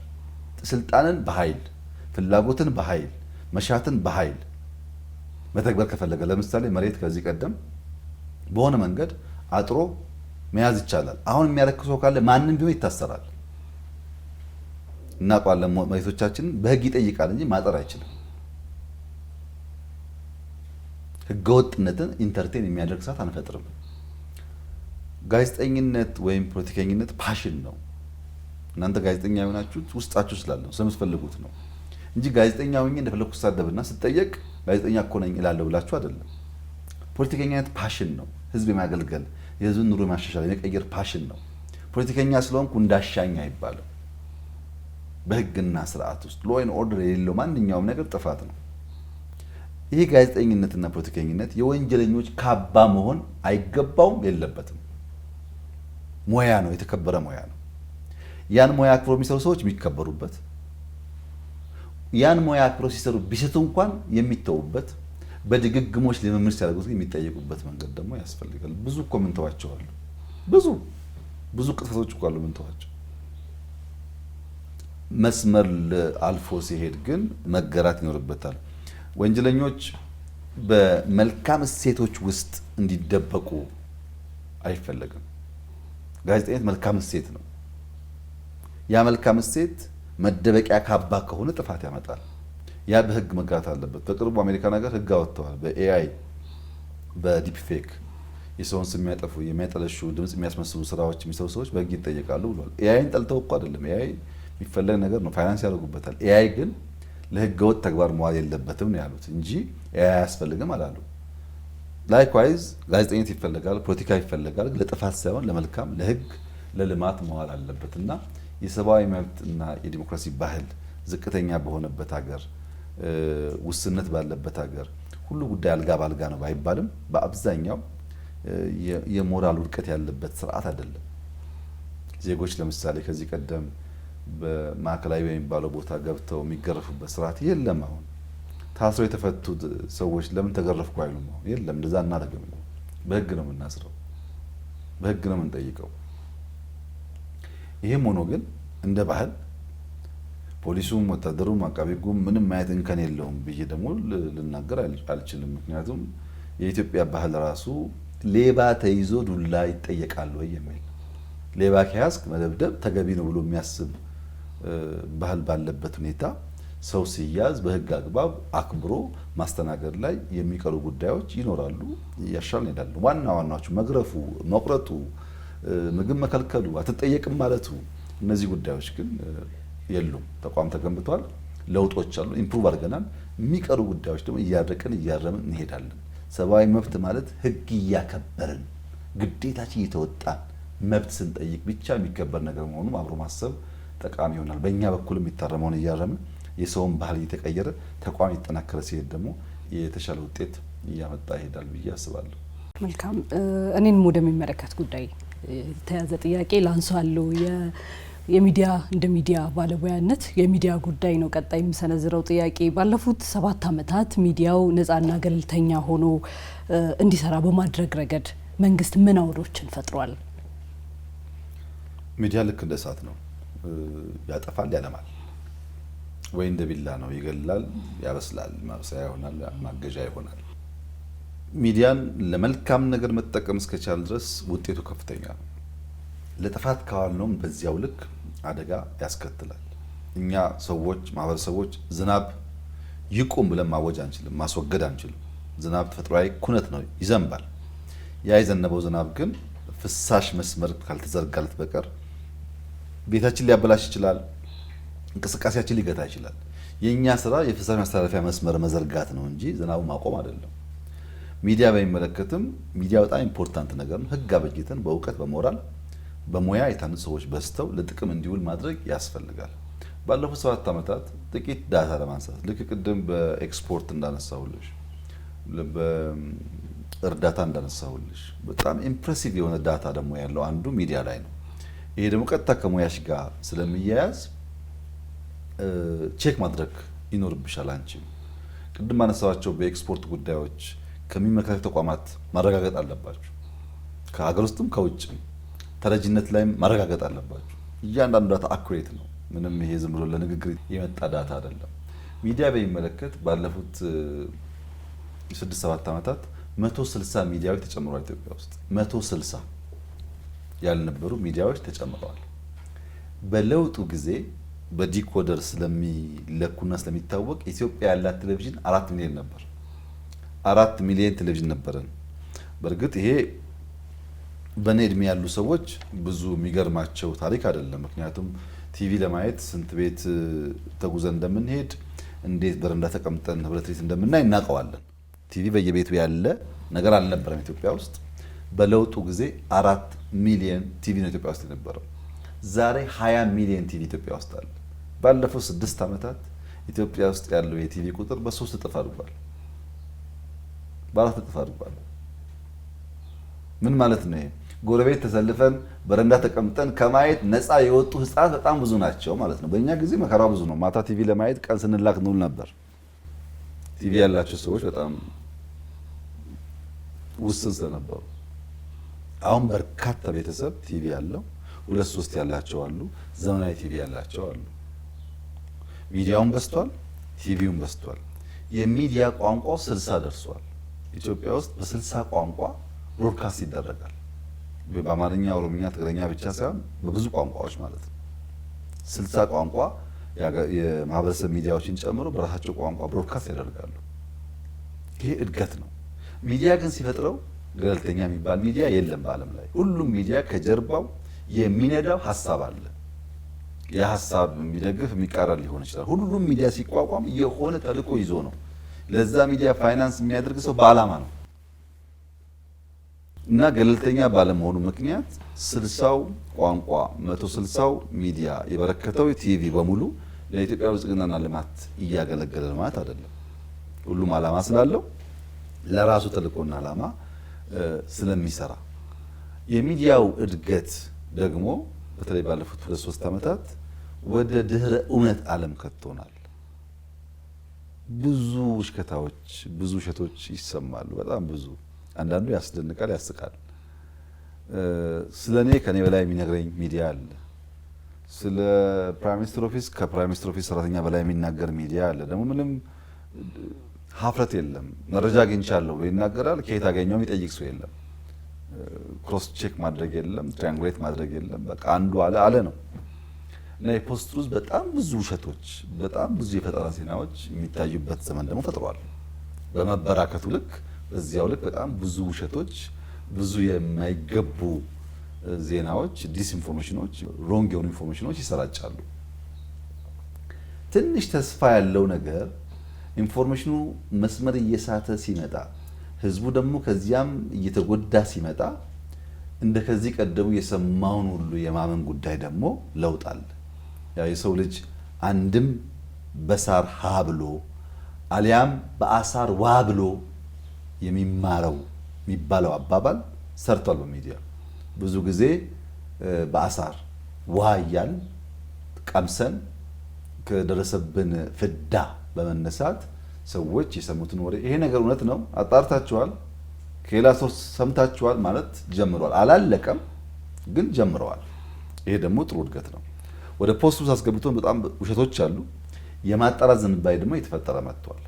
ይሄንን ማጥራቱን እያሳደግን ህዝቡ ሶሻል ሚዲያ ሲባል የእውነት ምንጭ ሳይሆን የበርካታ ውሸቶች ምንጭ እንደሆነ አውቆ ወደ እውነት የሚያምሩ ሚዲያዎች ለይቶ ሲያበላሹ ሲያሳስቱ ደግሞ የሚጠየቁ መሆናቸውን አረጋግጦ እየመረጠ የሚጠቀም ከሆነ ውሸት እየቀነሰ እውነት እየበዛ ኢንፎርማቲቭ ሚዲያዎች እየበዙ ይሄዳል ብዬ ተስፋ አደርጋለሁ። በእኛ ሁኔታ በቁጥርም በሳይዝም በአሰራርም በከፍተኛ ደረጃ ሚዲያው ተለቋል። ብዙ ወቀሳ ያለብን ለምንድን ነው ሚዲያው እንዳሻው እንዲናገር የፈቀዳችሁት የሚል ነው። እኛ ደግሞ ያለን ሀሳብ ጀማሪዎች ነን። ካሁኑ ማፈን ከጀመን ክሬቲቪቲ ይጠፋል። አሁን ከ100 ሺህ በላይ ኮንቴንት ክሬተርስ ኢትዮጵያ ውስጥ አሉ። በዩቲዩብ በቲክቶክ የሚሰሩ ሁሉ ትክክል ላይሆን ይችላል፣ ሁሉ ፕሮፌሽናል ላይሆን ይችላል። መከልከል ስንጀምር ግን ይገታል እና እየሰፋ ቀስ እያልን እያስተማርን እየገራን ብንሄድ ይመረጣል በሚል ነው ለቀቅ ያደረግነውና ሚዲያው በኢትዮጵያ ታሪክ ታይቶ ባልታየ ቁጥር ስፋት እና ጊዜ የሚዲያው ብዛት የዜናው ብዛት እኮ ለመስማት አስቸጋሪ ኢትዮጵያ ውስጥ አሁን በዚያ ልክ ነው ያለው። እየገራን እያረቅን እያስተካከልን ወደ እውነት ወደ ልማት ወደ ብልጽግና የሚወስደውን ደግሞ እያሰፋን የሚዋሽ አይጠፋም ግን እየቀነስን መሄድ ይኖርብናል ብዬ አምናለሁ። መልካም እንግዲህ ከምርጫ ጋር የተገናኘ ጉዳይ እናንሳ። ቀጣይ የምርጫ ጊዜ ከባለፈው በተሻለ ዲሞክራሲያዊ ሰላማዊ በሆነ መንገድ እንዲሄድ መንግስት ምን ያህል ቁርጠኛ ነው? ዲሞክራሲያዊ ስርዓት ካሉ ስርዓቶች እንደ ኢትዮጵያ ላለ ሀገር የተሻለ ስርዓት ተብሎ ይወሰዳል። የተለያየ ፍላጎት፣ የተለያየ ቋንቋ፣ ባህል ያለበት ሀገር ስለሆነ ከዲሞክራሲ ውጭ ያለ አሰራር እምብዛም ጠቃሚ አይደለም። ዲሞክራሲ ደግሞ አንዱ የሚገለጥበት መገለጫው ምርጫ ነው። በተወሰነ ጊዜ ውስጥ ስልጣን ያላቸው ሰዎች ስልጣን ቢይዙ ምን እንደሚያከናውኑ ለህዝብ ገልጠው የህዝብ ይሁንታ ሲያገኙ ስልጣን የሚይዙበት መንገድ ደግሞ አንዱ የዲሞክራሲ መገለጫው መንገድ ነው እና ምርጫን ዲሞክራሲያዊ ማድረግ ዲሞክራሲያዊ ስርዓት ለመገንባት ያለንን ፍላጎት የምንከውንበት መንገድ ነው። ባለፈው ምርጫ እስካሁን በኢትዮጵያ ታሪክ ከነበረው የተሻለ ምርጫ ለማድረግ ጥረት ተደርጓል። አሁን ደግሞ ምርጫ ቦርድ ዘመናዊ ቴክኖሎጂ ለመታጠቅ ሙከራ እያደረገ ነው። ራሱን እንደ ተቋም እያሳደገ ነው። ከአምናው የተሻለ ከባለፈው ምርጫ የተሻለ ምርጫ በሰባተኛው ሀገራዊ ምርጫ ይደረጋል ብዬ ተስፋ አደርጋለሁ። ምርጫን ግን እንደ ማጂክ ቡሌት መውሰድ ትክክል አይደለም። የሁሉ ችግር መፍቻ ምርጫ አይደለም። ውስብስብ ችግር ነው ያለብን፣ ውስብስብ መፍትሄ ነው የሚፈልገው። ለውስብስብ ችግር አቋራጭ የሆነ የቀለለ መፍትሄ የለም። በአንድ በኩል ሁሉ ነገር እንደሚፈታ ማሰብ ተገቢ አይደለም። ምርጫ ቦርድ ቢጠነክር መራጩ ጉጉት አለው ወይ? መራጩ ቢጎብዝ ሚዲያው ያንን በእውነት ለመዘገብ ብቃት አለው ወይ? ሚዲያው ቢዘግብ በውጭ ያሰፈሰፈው ጠላቶቻችን እንዴት እንተተ ያደርጉታል? ብዙ ፋክተርስ ያለው ነውና እንደ ማጂክ ፑሌት ሁሉን ችግር እንደሚፈታ ሳናስብ፣ ነገር ግን ከባለፈው የተሻለ ነገር ለማድረግ መንግስት በእጅጉ ይሰራል። ምንም ጥርጥር የለውም። በእኛ በኩል የተሳካ ዲሞክራሲያዊ ምርጫ ለማድረግ ማክሲመም ጥረት እናደርጋለን። ይሄ ምርጫ በመንግስት ጥረት ብቻ ግን አይሳካም። ፖለቲከኞች በዚያ መድረክ ውስጥ ሀሳባቸውን ሽጠው ለመወዳደር ዝግጁ መሆን አለባቸው። ብቻችንን ተወዳድረን ብቻችንን ቆመን ዲሞክራሲያዊነትን ለመለካት እንቸገራለን። በሌላ መንገድ ደግሞ ፖለቲከኛ ሆኖ ለመወዳደር ፈቃደኛ ለመሆን ፖለቲከኛ ነኝ ፓርቲ ነኝ ግን አልወዳደርም ደግሞ ማለት ልክ ባህር ዳር ቆሞ ወንዝ ዳር ቆሞ ውጭ ሆኖ ዋና እንደመዋኘት ማለት ነው። ዋና ለመዋኘት መግባት ያስፈልጋል ውሃ ውስጥ። ውሃው ሳይነካ ውሃውን ሳናንቦጫርቅ ዋና የሚባል ነገር የለም እና ፖለቲካል ፓርቲ ከሆን ፖለቲካል አኒማል ከሆን ፖለቲካል ሰው ከሆን የምንለካበት አንዱ መንገድ በምርጫ ሀሳባች ሽተን ተወዳድረን በማሸነፍ ይሁንታ ስናገኝ መንግስት በመሆን ደግሞ ያ የገባነውን ቃል መተግበር ነው። ለዚያም ተፋላሚ፣ ተቃዋሚ፣ ተፎካካሪ ፓርቲዎች ማሰብ ይኖርባቸዋል። ለምርጫ ትልቁ ቅስቀሳ ትልቁ የምርጫ ቅድመ ምርጫ ስራ የሚባለው ተግባር ነው። ቃልን በተግባር መፈጸም ነው። እኛ ባለፉት 5 ዓመታት እናሳካለን ብለን ቃል የገባናቸውን ጉዳዮች በበርካታው ጉዳይ እናሳካለን። አሳክተን ነው ለምርጫ የምንቀርበው። እንናገራለን፣ እንተገብራለን። በንግግራችንም በተግባራችንም የተሸነፈ ያመነ ህዝብ ካለና ይሁንታ ካገኘ ደግሞ ስልጣን ይዘን እንቀጥላለን። በዚህ አግባብ በተግባር የሚገለጥ የምርጫ ስርዓት ይሆናል። የተሻለ ፓርላማ ይፈጠራል። የተሻሉ ሀሳቦች ይንሸራሸራሉ። የተሻለ ፖለቲካል ካልቸር የተፈጠረ ይሄዳል ብዬ ተስፋ አደርጋለሁ። ኢንክሉሲቭ ናሽናል ዲያሎግ አለ፣ የሰላሙ ላይ የመጣ ለውጥ አለ፣ የኢኮኖሚክ እድገቱ አለ እና ጉዳዮች መልክ እየያዙ የተሻለ ሰብሰብ ብለን ኢትዮጵያን የምናበለጽግበት መሰረታዊ ችግሮቿን የምንፈታበት ትላልቅ ስብራቶቿን የምንፈታበት ዘመን እንደሚሆን ነው የምጠብቀው እኔ። ክቡር ጠቅላይ ሚኒስትር እስካሁን ብዙ ጉዳዮችን አንስተናል። የባለፉትን ዓመታት የወደፊትንም ከኢኮኖሚው ከአገልግሎት ዘርፉ በብዙ መልኩ ብቻ የሀገሪቱን ሁኔታ ስንቃኝ ቆይተናል። ከዚህ መነሻነት የኢትዮጵያ ነገ ገጽታ ምን ይመስል ይችላል ብለው ያስባሉ? ኢትዮጵያ ገጽታዋ ምን እንደሚሆን ይጠብቃሉ? በቀጣይ አጓጊ የኢትዮጵያ ነገርማ የሚያጓጓ የሚያስመረቃ የሚያስቀና ኢትዮጵያ እንዲነበረች የሚያስብል እንደሚሆን ምንም ጥርጥር የለኝም። ነገዋ በጣም የሰመረ ሀገር ነች ኢትዮጵያ። ለዚያም ነው የምንተጋው። የሰመረ ነገ ኖሯት ልጆቻችን አሁን ስብራት፣ ችግር፣ መከራ ያልናቸውን ጉዳዮች መልሰው እንዳያዩአቸው እንዲህ ነበር እኮ ብሎ እንደ ታሪክ ብቻ እንዲያወሷቸው ነው ፍላጎቱ። የሰመረ የምታስቀና ውብ ሀገር ትሆናለች ኢትዮጵያ። ይሄ ደግሞ የሚሆነው የተጀመሩ ስራዎች አሉ። በርካታ ስራዎች ማብዛት ማጽናት ያስፈልጋል። ህዳሴን ጨርሰናል። ኮይሻ መጨረስ አለብን። አዳዲስ ኢነርጂ ኢንቨስት ማድረግ አለብን። ኢንፍራስትራክቸሩ ማስፋት አለብን። ከተሞች ማበራከት አለብን። ያን እያደረግን በገጠር ኮሪደር የተሻገረ ገጠር ሶላር የሚጠቀም ባዮጋዝ የሚጠቀም ከከብት ጋር የማይተኛ አርሶ አደር መፍጠር አለብን። ማዳበሪያ ከውጭ ነው የምናመጣው፣ ማምረት አለብን። በሀገር ውስጥ ማሳካት አለብን። ይሄ ማዳበሪያ ሀገር ውስጥ አምርተን አርሶ አደሩ ሳይቸገር ማዳበሪያ አግኝቶ በስፋት የሚያመርትበት ጉዳይ መፈጠር አለበት። ማሽነሪ ማምረት አለብን። ትራክተሩ፣ የእርሻ መሳሪያዎቹ በአገር ውስጥ ተመርተው ቅድም ያልናቸው ቆላማ አካባቢዎች በስፋት ማምረት አለባቸው። ዘመናዊ ከተሞች መፈጠር አለባቸው። ሎጂስቲክስ ስራታችን መሳለጥ አለበት። እስረኛ የሆንባቸው በርካታ ጉዳዮች መፈታት አለባቸው። ኢንዱስትሪው ማደግ አለበት፣ ያድጋልም። ቴክኖሎጂው በጣም የኢትዮጵያን እድገት ብልጽግና ለማገዝ የሚችል መሆን አለበት። ኤአዩ ማምረት አለበት። ሳይበር ሴኩሪቲ መሻሻል አለበት። ስፔስ ላይ ያለን ቁጥርና ፕሬዘንስ ማደግ አለበት። እስካሁን ኢትዮጵያ ውስጥ በርካታ ሶፍትዌር አምራች ኩባንያዎች አሉ፣ ሶፍትዌር አምራች ተቋማት አሉ። ሃርድዌር መመረት አለበት። ቴክኖሎጂው ላይ እኛ አክቲቭ ተሳታፊ መሆን አለብን። ቅድም በዘመን ገበያ እንዳነሳሁት በኢኮሜርስ ብዙ ጉዳዮች ሶልቭ ማድረግ አለብን። ነገሮች ኢዝ ማድረግ አለብን። ሰዎች ሳይቸገሩ ብዙ ነገር በቀላሉ የሚያገኙበትን አግባብ መፍጠር አለብን። የኢትዮጵያን ብልጽግና፣ የኢትዮጵያን ቀጣይነት፣ የኢትዮጵያን ሉዓላዊነት፣ የኢትዮጵያን ቆሞ ከፍ ብሎ መታየት የሚያጸኑ ተቋማት መገንባት አለባቸው። መከላከያ ብቻ ሳይሆን ውጭ ጉዳይ ብቻ ሳይሆን ግብርና ሚኒስቴር፣ ግብርና ብቻ ሳይሆን ትምህርት ሚኒስቴር፣ ትምህርት ብቻ ሳይሆን ጤና፣ ሁሉም ተቋማት መዘመን መገንባት አለባቸው። የሚገጥማቸውን ፈተና ለመሸከም የሚያስችል ብቃት እንዲፈጥሩ መደረግ አለበት። ከዚህ ባሻገር በዓለም አቀፍ መድረክ የምትረዳ ለማኝ ሀገር፣ በብድር የምታስቸግር ሀገር የሚለው ታሪክ ተቀይሮ ተጽዕኖዋ ከፍ ያለ የምትደመጥ በብዙ ሀገራት ውስጥ የመደመጥ አቅም ያላት ክብር ያላት ሀገር ትሆናለች። የነገዋ ኢትዮጵያ በጣም የምታጓጓ ናት። የነገዋ የምታጓጓን ኢትዮጵያ እያየን ነው። አሁን እንቅልፍ አልባ የምንሰራው እንቅልፍ አልባ ሆነን ስንሰራ የነገዋ ኢትዮጵያ የምታጓጓን ምኞት ብቻ ደግሞ አለመሆን ያየናቸው ውጤቶች ያሳያሉ። ኤክስፖርቱ ያሳያል፣ እድገቱ ያሳያል፣ ድህነት የተቀነሰበት መንገድ ያሳያል። ብዙ ጉዳዮች ደግሞ ተስፋ እንዳለ ያሳያሉ። መበርታት፣ መስራት፣ ውጤት ላይ ማተኮር ካለ ምን ጥርጥር የለውም ልጆቻችን ከኛ የተሻለች ሀገር ይረከባሉ። የነገ ኢትዮጵያም ለሁሉ ዜጎቿ የምታኮራ የማታሳፍር ሀገር እንደምትሆን ተስፋ አደርጋለሁ። ይሄ ህልሞት ይሆን ከመንግስታዊ ስራ ኃላፊነቱ ባሻገር በግል ገቢው ፕሮጀክቶችን እስከ መገንባት የደረሱበት ነው ወይስ ምንድን ነው የሚያነሳሳው ይህን ተግባር ለመፈጸም? ያው የግል ገቢ የሚባለው ነገር ህልም ነው፣ ራዕይ ነው። ወደዚህ ቦታ ያመጣኝ ማገልገል ነው፣ መለወጥ ነው።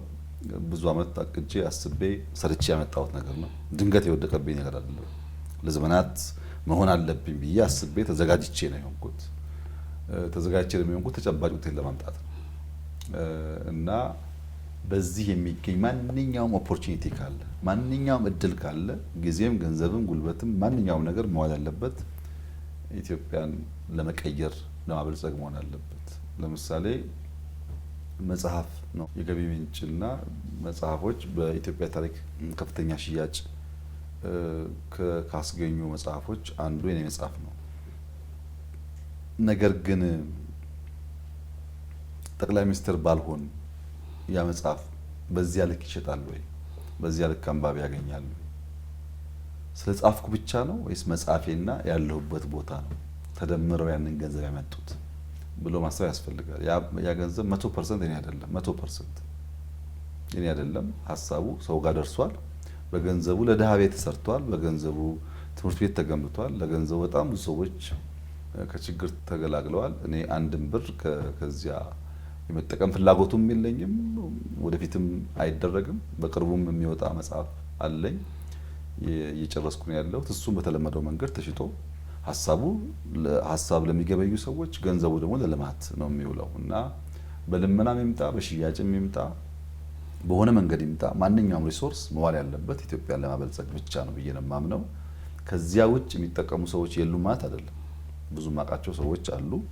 ስልጣን ተቀምጦ በጎን የሚነግዱ ሰዎች አሉ። እንደዚህ አይነት አፕሮች ትክክል ነው ብዬ እኔ አላምንም። እነሱም ባያረጉት መርጣለሁ። በእኛ ተጨባጭ ሁኔታ ግን አንድ ሰው ስልጣን ላይ ሲወጣ ስልጣን ተስታኮ የሚገኝ ማንኛውም ጥቅም ለግል የሚውል ከሆነ ብዙ ጠቃሚ ነው ብዬ አላምንም። በዚያ መንገድ ነው የምሰራው። ውጤቱም እንደሱ ነው። እንግዲህ ከመደመር 30 ምናምን ገደማ ትምህርት ቤት ተሰርቷል ኢትዮጵያ ውስጥ። 30 ሃይስኩል መገንባት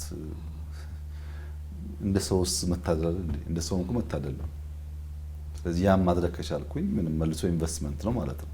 ብዙ ድሃዎች እኮ እዚህ አዋራ ላይ ብዙ ድሃዎች እኮ የቤት ባለቤት ሆኗል። ብዙ እናቶች ከዚያ በላይ ምን ደስታ አለ። ይሄ ወደፊትም ቀጥሎ ተጠናክሮ የሚቀጥል ጉዳይ እንደሚሆን ነው ተስፋ የማደርገው።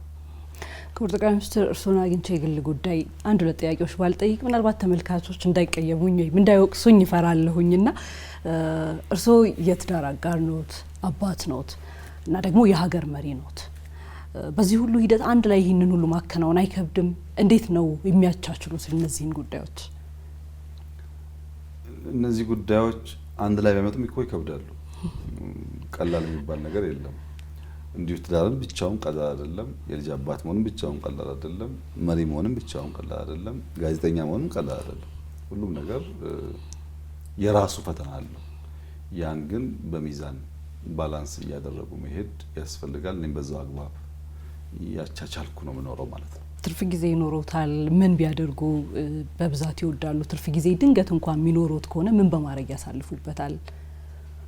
ትርፍ ጊዜ በጣም ውድ ነገር ነው። ያው እንደሚታወቀው እንግዲህ ያለኝን ጊዜ የሚታወቁ ሩቲን ስራዎች አሉኝ የምሰራቸው፣ ፕሮጀክት የምከታተልባቸው፣ ስፖርት የምሰራባቸው፣ እንደዚህ እንደምታየው ውብ ላይብረሪ ያለኝ የማነብባቸው ጊዜያቶች አሉ። በዚህ ውስጥ ነው ጊዜዎች የሚያልፉት። ብዙ ነገር ደስ የሚሉኝ ስራዎች ስለሆኑ ስፖርትም ስሰራ በደስታ ነው። ማነበውም ምጽፈውም ካለ በደስታ ነው። ፕሮጀክት ማየውም ካለ በደስታ ነው። በዚህ አግባብ ነው ጊዜ ብዙም ሳያስቸግረኝ አቻችየው ነው የምጠቀምበት። በዚህ ሀገር መደረግ አልነበረበትም ወይም ደግሞ መደረግ የለበትም ብለው የሚያስቡት ነገር ይኖራል? በዚህ ሀገር መደረግ አለበት የለበትም ብዬ የማስባቸው ጉዳዮች እንግዲህ አይጠፉም። ባይሆኑ ባይኖሩ ቀድመን በሰራንባቸው ብዬ የማስባቸው ጉዳዮች እና የሚያስቆጩኝ ጉዳዮች ጥቂቶቹን ለማንሳት አንዱ ደህንነታችን ነው። በጣም ያስቆጨኛል ደህንነታችን። ድህነትን አምሬ ነው የምጠላው። በድህነት ምክንያት ዝቅ ተብለን ታይተናል፣ ተዋርደናል፣ ለምነናል። እና ድህነት መጥፎ ቀንበር ነው፣ መሰበር አለበት። ይህ ትውልድ ድህነትን መበቀል አለበት ብዬ በጽኑ አምናለሁ። መሆን ነበረበት፣ አሁንም መሰበር አለበት ብዬ አምናለሁ። በጣም መጥፎ ነገር ስለሆነ ድህነት። ሁለተኛው ይሄ መጠፋፋት፣ የመጠላላት፣ የመከፋፈል ታሪካችን እንደዚሁ ያሳዝነኛል። እኔ ካልሆንኩ እናንተ አትሆኑም፣ እኔ ካልሆንኩ አንተ አትሆንም በሚል እኔ አንደኛ ነኝ በሚል እሳቤ ያለው መናናቅ፣ ያለው መጠላላት፣ መጠላለፍ ያሳዝነኛል። ይሄ ድንበር የለውም፣ ባይዘው ድንበር የለውም። በብሔር ብቻ አይደለም። አንደኛው ብሔር በአንደኛው ብሔር፣ አንደኛው በአንደኛው እምነት ሳይሆን በአንድ ብሔር ውስጥም አለ። የኛ ሰፈር የኛ አካባቢ ይላል ደግሞ እና ይሄ አላስፈላጊ መጠፋፋቱ እና ጥቅምን ፍላጎትን ለማሳካት የምንሄድባቸው መንገዶች የተበታተነ መሆናቸው ጎጂ አድርጌ አስባቸዋለሁ። ኢትዮጵያ ወደብ ያጣችበት መንገድ በጣም ያስቆጨኛል። ኢትዮጵያ ባለፉት 30 ዓመታት ወደብ የላትም። ይሄ የሆነበት መንገድ በጣም ያስቆጨኛል። ይሄ ያስቆጨኛል ስል አንዳንዶች ዘመን ያመጣው አጀንዳ ይመስላቸዋል። ጠቅላይ ሚኒስትር ከመሆኑ በፊት የዛሬ 10-15 ዓመት በይፋ በቪዲዮ ያለ በጽሁፍ ያለ አቋሞቼ ናቸው። እነዚህ ትክክል ናቸው ብዬ አላምንም። ማንንም ሳንጎዳ ግን የኛን ጉዳት መቀነስ አለብን ብዬ አስባለሁ። በዚህ ምክንያት ኢትዮጵያ ምንም ጥያቄ የለውም ከፍተኛ ጉዳት ደርሶባታል። ይሄን ብታሳካ ግን ሌላውን መጉዳት አይጠበቅባትም። ሳንጎዳ በቂ ሪሶርስ ነው በህግና በንግግር ማግኘት አለባት። ያ ካልሆነ የተጎዳ የተሰበረ ሀገር በዘላቂነት የሰከነ ሰላም ያመጣል ብዬ አላስብም። መቼም ይሁን መቼ በንግግር ይህ ጉዳይ መስመር መያዝ አለበት። ግፍ ነው የተፈጸመው፣ በደል ነው የተፈጸመው። በዓለም የወደብ አልባ ሀገራት ልምምድ የሌለ ነገር ነው ኢትዮጵያ የተፈጸመው በታሪክም በፈለገው መስፈርት እና ይሄ ያስቆጨኛል፣ በጣም ያስቆጨኛል። መፈታት አለበት ብዬ በጽኑ አምናለሁ። ሌላው የሚያሳዝነኝና ቢቀር ብዬ የማስበው ነገር ኢትዮጵያውያን ስለ ራሳቸው ያላቸው ግምት፣ ኢትዮጵያውያን ስለነሱ ሰው፣ ስለነሱ ታሪክ፣ ስለነሱ ሀብት፣ ስለነሱ ሀገር፣ ስለነሱ ምድር የራስን የምናራክስበት ልክ ያሳዝነኛል። ከብዙ ሰዎች ባላነሰ ብዙ ዓለም የማየት እድል አለኝ።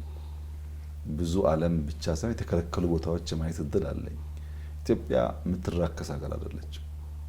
ኢትዮጵያውያን የሚራከሱ ሰዎች አይደሉም። ኢትዮጵያውያን የራሳችንን አርክሰን አሳንሰን ሌላውን አግዝፈን የምናይበት የተሸጠ ማንነታችን ያሳዝነኛል። በራሱ የሚተማመን በሀገሩ የሚተማመን የራሱን የሚያከብር ትውልድ እንዲፈጠር አብዝቼ እመኛለሁ እና ደህንነት በጣም የሚያስቆጨኝ ነገር ነው። መጠፋፋት የሚያስቆጨኝ ነገር ነው። ጂኦግራፊካል እስረኛ የሆነች አገር ዜጋ መሆኔ፣ እዛ የጂኦግራፊክ እስረኛ ሀገር መሪ መሆኔ በጣም የሚያስቆጨኝ ነገር ነው። መቀየር ያለበት ነገር ነው። እርስ በርስ የማንከባበርበት፣ የእኛን ቫሊዩ የምናራክስበት፣ የእኛ የሆነ ሁሉ ቆሽሾ ወድቆ የሚታይበት መንገድ የሚያሳዝነኝ ነገር ነው እና እነዚህ ጉዳዮች በየደረጃው በየጊዜው መልክ እየያዙ መልስ እያገኙ እየተፈቱ እንዲሄዱ እመኛለሁ። ለዚያም ነው አብዝቼ በትጋት መስራት የምፈልገው። አንድ መጨረሻ ጥያቄ ላንሳና እንሰነባበት። ክቡር ጠቅላይ ሚኒስትር በዕለት ተዕለት ተግባሩ የሚያስደስቶት ነገር ምንድን ነው? በዕለት ተዕለት ተግባሬ የሚያስደስተኝ ነገር ውጤት ነው። የምናገረውን ቃል የገባሁትን ነገር መፈጸሜን ማረጋገጥ እፈልጋለሁ። ውጤት በትጋት በድካም እንደሚመጣ አምናለሁ። በአቋራጭ የሚገኝ ድል እንደሌለ አውቃለሁ። ግን በየቀኑ የእርካታ ምንጬ አዳዲስ ኢነርጂ የማገኝበት፣ ወጥቼ የምውልበት፣ የምዘረጋበት፣ ነገን በብሩህ መንገድ የማስብበት፣ የተሻለ ነገን የምመኝበት ነገር ውጤት ነው። አንድ ነገር አስቤ እሱ ሲሳካልኝ ነገውን ቀጥዬ እንዳቅድ የሚያደርገኝ በየደረጃ የሚገኙ ውጤቶች ናቸው። እውነት ለመናገር ባለፉት 6-7 ዓመታት የገጠሙን ፈተናዎች፣ ችግሮች፣ ወደ ግራ ወደ ቀኝ ያላጉን ጉዳዮች ቢኖሩም ከሞላ ጎደል ህልሜን እየኖርኩ ነው። ከሞላ ጎደል መሻቴን እየከወንኩ ነው። ከሞላ ጎደል የማቅደው የማስበውን ነገር እያሳካው ነው። ከሞላ ጎደል ይሄን ሀገር የመራት እድል ባገኝ ምን አደርጋለሁ ብዬ የማስበውን ነገር እውነት ለመናገር በሚያስደንቅ መንገድ ውጤት እያመጣው ነው። በጣም ከፍተኛ ደስታ እና ኢነርጂ ተሞልቼ ወደ ነገ እንድጓዝ እንድዘረጋ የሚያደርገኝ ውጤት ነው። መናገር ብቻ ሳይሆን መፈጸም፣ ፈጽሞ ማየት ብቻ ሳይሆን መሻገር፣ አልቆ መፈጸም እና ውጤት የእርካታ ምንጬ፣ ጉልበቴ፣ ነገን በትልቅ ተስፋ እንዳይ የሚያደርገኝ ነገር ነው። እስካሁን ያለውም ነገር በየሴክተሩ ስመዝነው የተናገሩትን እየተገበሩ፣ የተመኙትን እየኖሩ፣ የሰሩትን እየጨረሱ፣ ፍሬ እያዩ፣ ውጤት እያዩ በመከናወን ውስጥ ካሉ እድለኞች መካከል አንዱ ነኝ ብዬ ነው የማስበውና ውጤት ዋናው እርካታዬ ነው።